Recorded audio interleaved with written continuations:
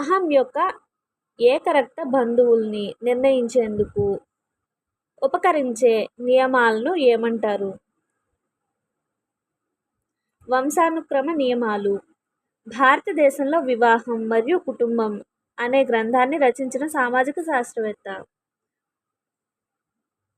KM Kapadia. Parsi.